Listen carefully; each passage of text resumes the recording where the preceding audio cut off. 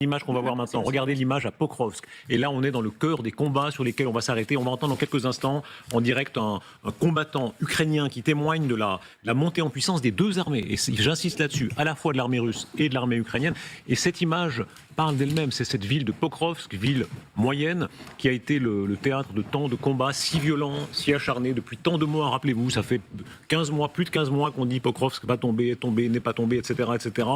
Général Richaud, vous nous avez rejoint. Un premier commentaire simplement sur cette image aérienne de cette ville, avec tant de gens, des dizaines de milliers de gens qui vivaient là, oui, et qui est entièrement dévastée. Dévastée, 60 000 habitants avant la guerre, moins de 10 000 maintenant, une ville dévastée comme l'a été Mariupol, comme ont été les grandes villes martyrs que l'on a connues pendant cette guerre par les Russes. Et c'est une ville, comme vous le dites, qui tient, parce que les Russes nous expliquent qu'elle est en train de tomber, qu'elle est encerclée. Elle n'est pas encerclée, la logistique arrive, la situation est difficile, il ne faut pas dire le contraire, parce qu'il faut quand même dire les choses comme elles sont. Les Russes sont à l'offensive et à la manœuvre, mais c'est une ville qui tient, et personne ne peut dire aujourd'hui si Pokrovsk va tomber dans les heures ou les jours qui viennent. On n'en sait rien, il y a des contre-attaques qui sont menées, la situation est confuse, c'est narratif contre narratif. Pour le moment, il est vraiment trop tôt pour tirer des conséquences définitives. Il y a des tas d'exemples dans l'histoire, dont Stalingrad, bien entendu, qu'on réévoque à chaque fois. 100 mètres de la Volga en décembre 41, ils n'ont jamais pris la ville. Donc je crois qu'il faut rester vraiment très calme sur le cas de Pokrovsk. Benoît Billon, vous nous avez rejoint aussi.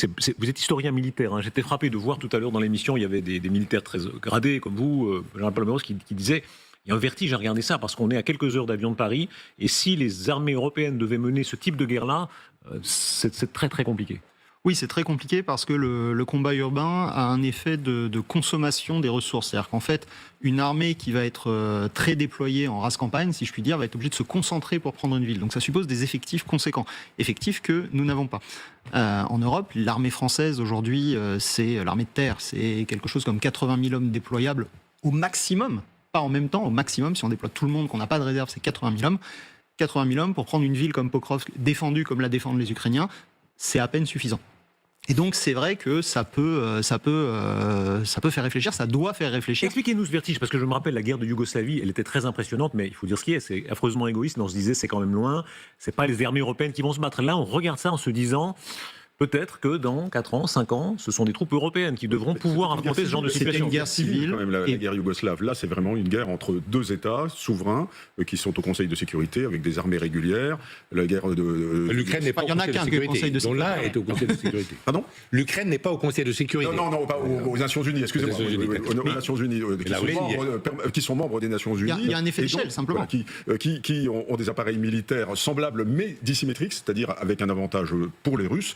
Et donc, c'est difficile quand même de comparer sur le plan géopolitique avec l'exemple yougoslave des années 90. Oui, tout à fait. C'est-à-dire que il y a un effet d'échelle. Les belligérants de la guerre civile yougoslave, que ce soit les Serbes, les Croates, étaient des petits. Pas civils, ils sont séparés à la fin, disons. Ils sont séparés à la fin, mais ça a commencé comme des vrais États, comme une guerre. On peut dire guerre d'indépendance si on est croate, guerre civile si on est serbe, peu importe. Mais on était face à des petits belligérants avec des petits effectifs et des petits moyens. Là, on est face à la première puissance nucléaire de la planète en nombre de têtes, avec une armée qui est considérablement plus grosse que n'importe laquelle des armées européennes prises individuellement, et qui n'a en fait d'équivalent en termes d'effectifs que l'armée américaine au sein de l'OTAN. Donc on n'est pas sur le même effet d'échelle, et donc forcément la menace n'est pas la même. Le type de conflit auquel on est confronté n'a pas du tout non plus la même intensité que ce qu'était la guerre yougoslave.